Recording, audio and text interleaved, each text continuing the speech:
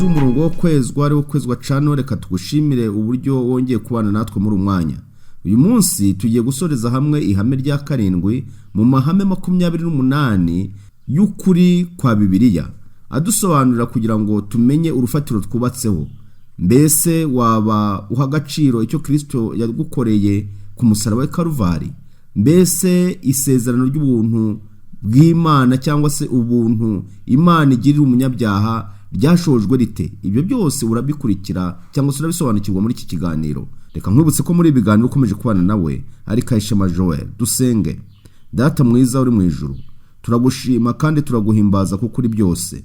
Utwihanganira udashaka kwagira n'umurimbuka, ahubwo ushaka yuko twese kwakira ubugingo buhoraho bubonerwa muri Kristo Yesu. Udufashe kugira ngo muri umwanya umuntu wese ukurikiye iki kiganiro kimugira umumaro, kandi ari byo ubwanjye uvuga ndetse n'unteze amatwi ubutumwa bwiza tuzagira umugisha wo kugusanganira mu izina rya Yesu Kristo umukiza wacu. Amen. Urukundo rw'Imana yacu nta muntu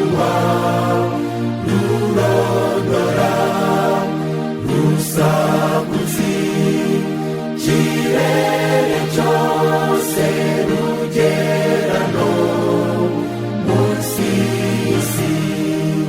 Abantu bose bacumuye bacumuwe na Yesu, umwana we wese wahabye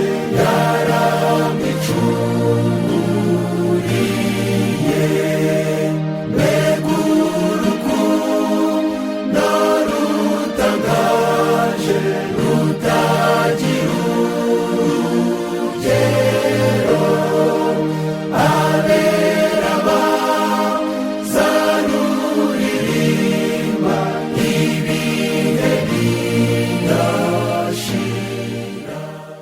Isezerano ry'ubuntu ryagenewe ikiremwa muntu, ndetse rikaba ari n'isezerano ryahawe Adamu n'urubyaro rwe.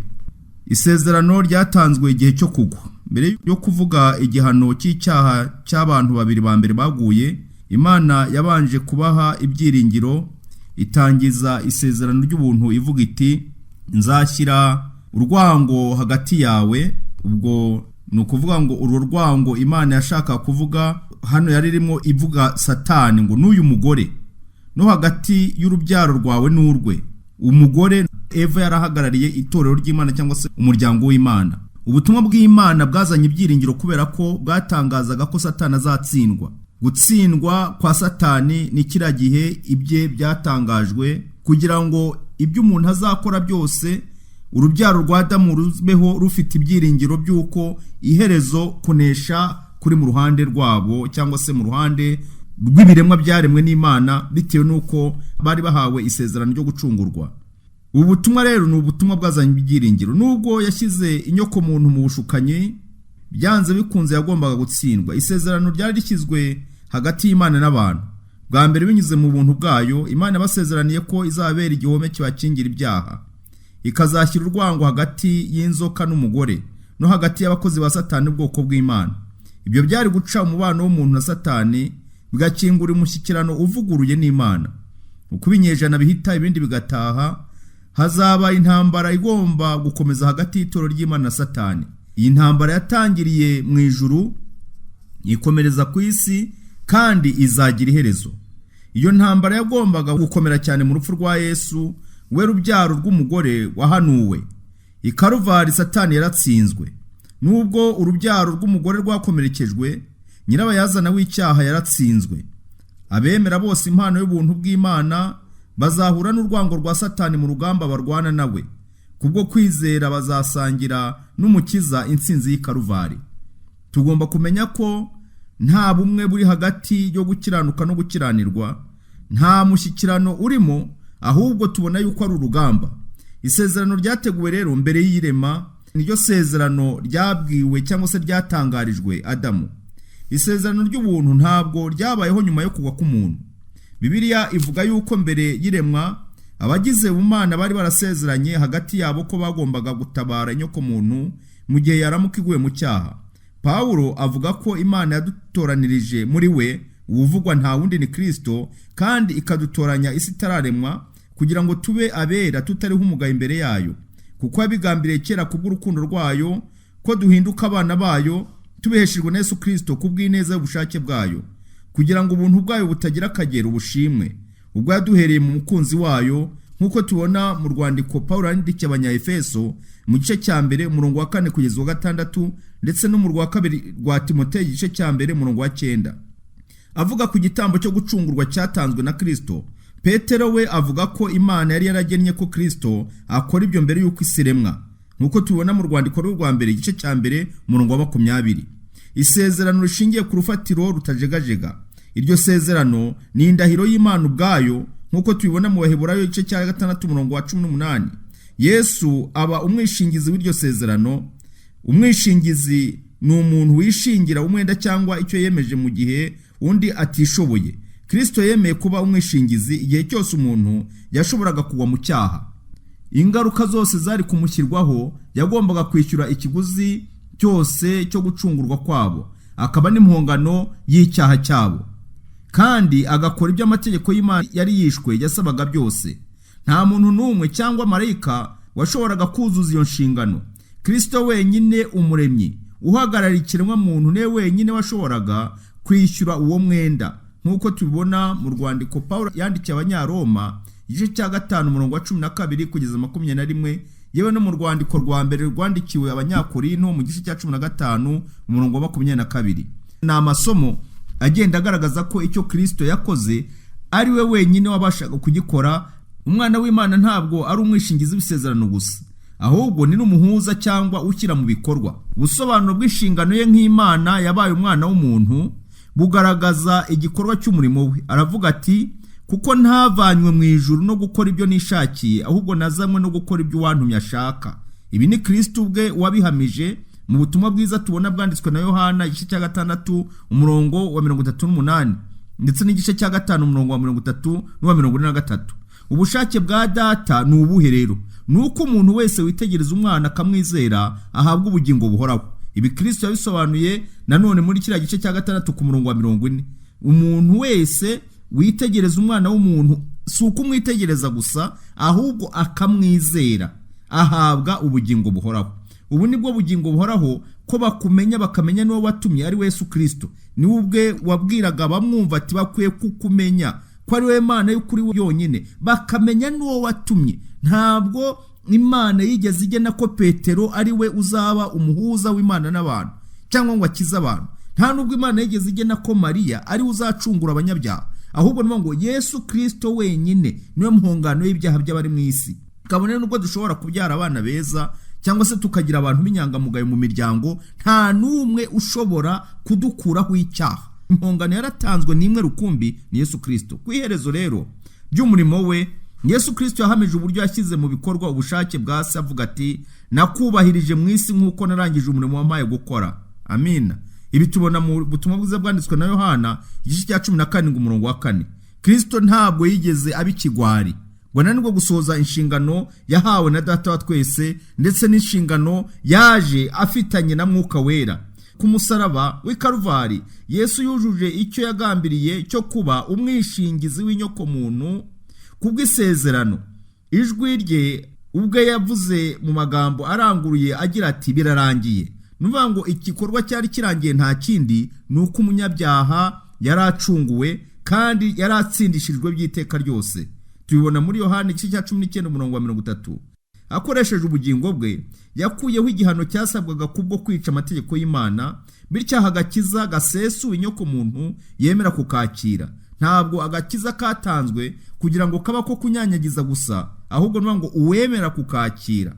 Niyo mpamvu twabonye ari amagambo ubwo yivugiye avuga ati, umuntu wese witegereza umwana w'umuntu akamwizera. Ntabwo ari agakiza ko kunyanyagiza, ko kujugunya gusa, ahubwo urambura ibiganza byo kwizera akakira ako gakiza, niyo kabasha kugirira umumaro. Kubwo kwizera amaraso ye akiza abanyabyaha bihannye bashobora kuba abahungu n'abakobwa b'Imana, bityo bagahinduka abaragwa b'ubugingo bw'iteka ryose. Iryo sezerano ry'ubuntu rero ryerekana urukundo rutagira akagero rw'Imana yakunze inyoko muntu. Isezerano ryari ryaratanzwe mbere y'iremwa, byasohorejwe nyuma yo kugwa. Kuva icyo gihe mu buryo bw'umwihariko Imana n'umuntu bagiranye umushyikirano w'ubufatanye. Ibihe biza ibindi n'ubwami bw'isi bwashize, abantu bakanga gusenga, amabuye azaririmba urukundo rw'Imana yacu ntabwo ruroreka, wacunguye bo mu isi bose ruzaririmba iteka. Mbega urukundo rutangaje rutagira urugero, abera bazaruririmba ibihe bidashira. Noneho icyo tubona kijyanye n'ivugururwa ry'isezerano, iryo sezerano ryavuguruwe rite? Ikibabaje, Inyoko muntu yanze iryo sezerano ritangaje ry'ubuntu mbere y'umwuzure na nyuma yawo. Niyo mpamvu tubona umwuzure wabayeho, Imana ikageza igihe ivuga ngo kuko kwifuza kwabo n'ibyo bagambira ari bibi iteka ryose. Imana bigeze ubwo igaragaza amagambo y'akababaro ngo nicujije impamvu naremye umuntu kugeza igihe atuma Imana yicuza ubwayo, isa naho nubwo Imana atari umuntu nkatwe, ariko iyi mvugo yarashyizwe muri Bibiliya kugira ngo twumve aho umuntu yageze arushya Imana, ananira Imana, ntacyo Imana itakoze. Igihe Imana yatangaga isezerano ryayo bundi bushya, yabinyujije muri Aburahamu. Yongeye guhamya isezerano ryo gucungurwa igira iti, mu rubyaro rwawe niho amahanga yose azaherwa umugisha. Kubera iki? Kuko wumviye ijwi ryanjye. Mu Itangiriro 22:18, ndetse no mu gice cya 12:3 n'igice cya 18:18, ibi bice byose byo mu Itangiriro ni bigaragaza uburyo Imana yongeye ikazana isezerano rishya risa naho risimbuye iryariho mbere. Ibyanditswe biha agaciro by'umwihariko kwizera kwa Aburahamu kubyo yasabwaga ku masezerano. Aburahamu yizeye Imana bimuhanirizwa n'iki? No gukiranuka. Ibi tubona mu Itangiriro igice cya 15. Aha hatwereka uburyo Imana yashimye kwizera kwa Aburahamu. Uruhare rwa Aburahamu mu migisha y'isezerano nubwo ryari iry'ubuntu bw'Imana, rwatewe no kubaha kwe. Ibyo byerekana uburyo isezerano ryubahiriza ububasha bw'itegeko ry'Imana, nkuko tubona mu Itangiriro igice cya 17:1 ndetse n'igice cya 26:5. Aburahamu yari afite ukwizera gukomeye kwatumye yitwa sekuruza w'abizera. Ibi tubona mu Baroma igice cya 4:11. Mu yandi magambo, ni urugero rw'Imana rwo gukiranuka kubwo kwizera rwigaragariza mu kumvira, nkuko tubibona mu Baroma igice cya 4:2 n'uwa3. Ndetse na Yakobo nawe yagaragaje ko kwizera kuzima kugomba kugaragaza kumvira, nta kwizera kutagira imirimo. Umuntu w'Imana agomba kuba ari umuntu wumvira ubushake bw'Imana. Yakobo igice cya 2:23 n'u24. Isezerano ry'ubuntu ntabwo riha umugisha abakomoka kuri Aburahamu kubw'umubiri gusa, ahubwo riha umugisha gusa abakurikiza urugero rwo kwizera kwe. Abafite kwizera nibo bana ba Aburahamu. Mu Bagalatiya 3:7. Umuntu wese wo ku isi ashobora kugira uburenganzira kuri ayo masezerano y'agakiza iyo yujuje ibi bisabwa. Niba muri aba Kristo muri urubyaro rwa Aburahamu, abaragwa kubw'isezerano. Mu Bagalatiya 3:29. Hano turahumva iki? Ntabwo umuntu agomba kusa naho yiciraho iteka cyangwa yiheza ku masezerano y'Imana bitewe n'uko yumva atari uwo mu rubyaro rwa Aburahamu mu buryo bw'umubiri. Kristo yaje kugira ngo amahanga yose abashe kumureherezwaho, kandi umuntu wese wizera icyo Kristo yamukoreye kandi akabyakira, uwo nguwo abashe kuragwa ubwami bw'Imana, cyangwa se abashe kubaranwa n'abaragwa bw'ubwami bw'Imana. Mu maso y'Imana isezerano ryo kuri Sinayi, ariryo ryiswe isezerano rya mbere, ryari ivugururwa ry'isezerano ry'ubuntu Imana yagiranye na Aburahamu, nkuko tubona mu Baheburayo igice cya 9:1. Ariko Abisirayeli bararigoretse barihindura isezerano ry'imirimo, kandi atari wo mugambi Imana yari ifite. Ibi tubona mu Bagalatiya igice cya 4:22 kugeza ku 23. Inyanja zo seza wawino n'ijuru ryawe impapuro tukandikisha hagati kose ubuntu wese akandika urukundo rw'Imana yacu bakamenya zose ntabwo babona aho rukwirwa rusagutse ikirere mbega urukundo rutangaje rutagira urugero abera bazaruririmba ibihe bidashira. noneho iyo havuzwe isezerano rishya risimbura rimwe rya mbere ryo rimeze riti. Imirongo imwe muri Bibiliya ivuga isezerano rishya cyangwa isezerano rirushaho kuba ryiza, si uko wenda irya mbere ritaye agaciro, ahubwo niyo ngo nirirushijeho kuba ryiza, nirisobanutse biruseho. Ibyo si ukuvuga ko isezerano ry'iteka ryose ryahindutse, ahubwo byatewe n'izi mpamvu. Iya mbere, kubera kutumvira kw'Abisirayeli. Isezerano ry'iteka ryose ry'Imana ryaragoretswe rihindurwa uburyo bw'imirimo, kandi nta muntu utsindishirizwa n'imirimo, ahubwo umuntu wese atsindishirizwa kuko kwizera. Byafatanyijwe no kwerekanwa gushya k'urukundo rw'Imana binyuze mu kwihindura umuntu kwa Yesu Kristo mu buzima bwe, mu rupfu rwe, mu kuzuka kwe, no mu kutuvuganira ku Mana cyangwa se mu kutubera umuhuza uduhuza n'Imana. Noneho Kristo igikorwa cye kigasimbura igikorwa cyakorwaga n'aba batambyi bo mu gihe cy'isezerano rya kera. Nuvuga ngo ni umutambyi wacu, akabavoka, ni umurengezi, ni utuvuganira, ni byose, ni incungu, ni igitambo, akaba n'umutambyi. Kristo nuvuga ngo avunje byose. Tubona amasomo abihamya mu Baheburayo igice cya 8, ndetse ushobora kubibona no mu Baheburayo igice cya 9, ndetse no muri Daniyeli igice cya 9, Luka 22, Abaroma igice cya 15 umurongo wa 8. Aya ni amasomo agaragaza ko iryo sezerano rya mbere ntabwo ryari kiriho kugeza ubwo Kristo yarisinye. Noneho ibyo iri sezerano ritanga ni akabura rugero, nuvuga ngo birahebuje, birarenze. Ku bw'ubuntu bw'Imana abantu bizera Kristo ribaha imbabazi z'ibyaha byabo, ribaha imbabazi z'ibyaha byabo, barababarirwa, bakaba ibyaremwe bishya. Ntabwo ari imbabazi zivuga ngo bababariwe ibyaha bakoze, ibyo bakora n'ibyo bazakora. Oya, ahubwo bababarirwa ibyo mu gihe cyashize, kugeza bamaze kwakira ubuntu bw'Imana, baba ibyaremwe bishya, bagatangira urugendo rushya ruhesha Imana icyubahiro. Noneho bahabwa imbabazi, kandi ikindi ritanga umurimo wa Mwuka Muziranenge wo kwandika amategeko 10 mu mutima no kugarura ishusho y'umurimo mu banyabyaha bihana. Amategeko y'Imana aho kugira ngo abarwe nk'ayanditswe mu mpapuro cyangwa se yanditswe kuri bya bisate bibiri by'amabuye, ahubwo nuvuga ngo Imana yatanze isezerano ry'uko ijambo ry'Imana, amategeko yayo azandikwa mu mitima y'abantu, ndetse ngo ntabwo bazigishanya ngo umuntu usanga abwiriza undi ngo kora gutya, ahubwo umuntu wese azabona ko ari inshingano kubaho agendera mu bushake bw'Imana. Si ibyo agomba gutozwa no kwingingirwa, ahubwo umuntu wese azabona ko ari ngombwa kugira ngo abeho, kugira ngo abashe kurokoka akaga kazatera, abashe gukiza ubugingo bwe, azabona ko ari inshingano ye kubaho agendera mu bushake bw'Imana. Isezerano rishya rero rigendana no kubyarwa ubwa kabiri cyangwa se kubyarwa bundi bushya. Ritanga gukiranuka kwa Kristo n'uburenganzira bwo gutsindishirizwa kubwo kwizera.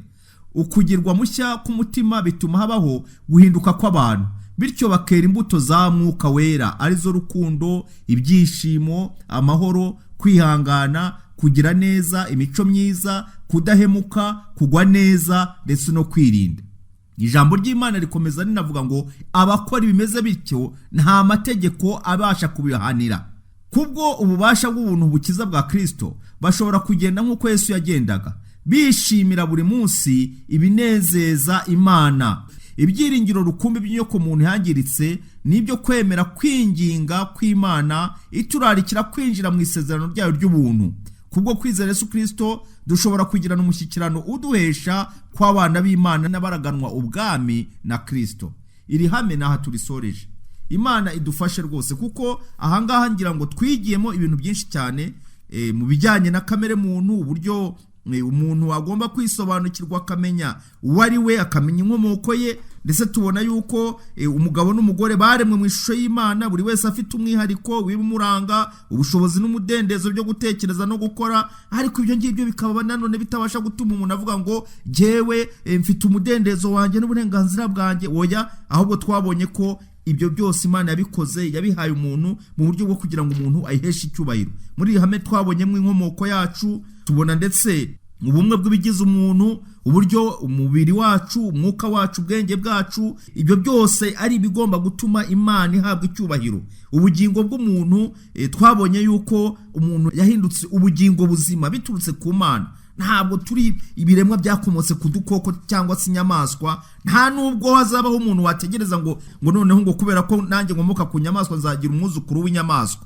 Ntibishoboka rwose, ahubwo twaremwe ku ishusho y'Imana. Umuntu ni igikomangoma, ni umuntu wahawe icyubahiro n'isumwe rikomeye cyane. Dukwiye kubaho turi bisonga byiza bikiranuka bihesha Imana icyubahiro. Nubwo umuntu yaguye agasubira inyuma akava mu bushake bw'Imana, dushimira Imana ko ataretswe, ahubwo Kristo yaraje kugira ngo umuntu yongere ahabwe agaciro, yongere yungwe n'ijuru. Kandi tugire n'uruhare ngo gusaba Imana kugira ngo muri iki gihe umuntu wese ku ruhande rwe yezwe, Kristo niyerekanwa ari je ari namwe tuzabashe kumusanganira mu izina rya Yesu.